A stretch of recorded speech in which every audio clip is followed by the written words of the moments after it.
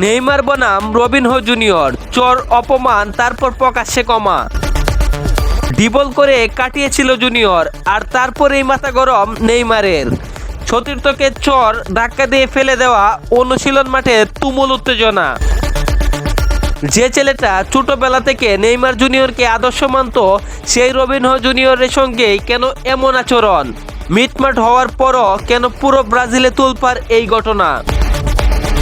Brazil জাতীয় দলে শেষ বিশ্বকাপ খেলতে মরিয়া নেইমার জুনিয়র, তাই নিজেকে ফিট রাখতে প্রতিদিন কঠোর পরিশ্রম করছেন সান্তোস এফসি এর ট্রেনিংয়ে।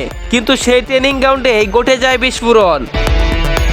রোববারের অনুশীলনে তরুণ ফুটবলার রবিনহো জুনিয়র অসাধারণ এক ডিবল কাটিয়ে যান নেইমারকে, আর এতেই যেন অপমানিত বোধ করেন ব্রাজিলিয়ান সুপারস্টার।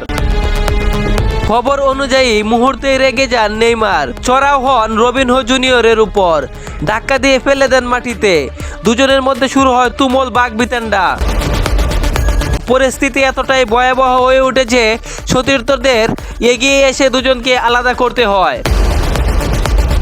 এরপরে রবিনহো জুনিয়র অভিযোগ করেন 3টি বিষয়ে: 1 চর মারা, 2 অপমান করা এবং 3 ধাক্কা দিয়ে ফেলে দেওয়া। ঘটনা প্রকাশ্যে আসতেই পুরো ব্রাজিলের মিডিয়ায় আগুন লেগে যায়। সোশ্যাল মিডিয়ায় শুরু হয় তীব্র সমালোচনা।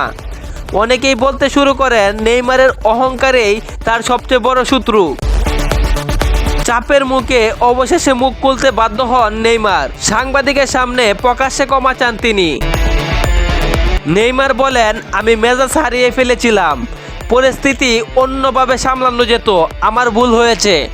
শুধু তাই নয়, তিনি জানান আগেই রবিনহো জুনিয়র তার পরিবারের কাছে ক্ষমা চেয়েছেন তিনি।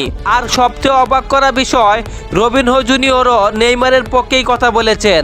তিনি বলেন, নেইমার ছোটবেলা থেকেই আমার আদর্শ, তিনি কয়েকবার ক্ষমা চেয়েছেন, তাই আমি সব ভুলে গেছি। এরপরের ম্যাচে গোল করে বেঞ্চে থাকা রবিনহো জুনিয়রকে জড়িয়ে ধরেন নেইমার, যেন পুরো বিশ্বের সামনে দেখিয়ে দিলেন দুজনের সম্পর্ক এখন স্বাভাবিক। কিন্তু প্রশ্ন এখনো রয়ে গেছে, এটা কি শুধু ফুটবলের উত্তেজনা, নাকি নেইমারের ক্যারিয়ারে যোগ হলো আরেকটি কালো অধ্যায়? আপনার কি মনে হয়, নেইমার কি ভুল করেছেন, নাকি মাঠের আবেগে এমন ঘটনা স্বাভাবিক?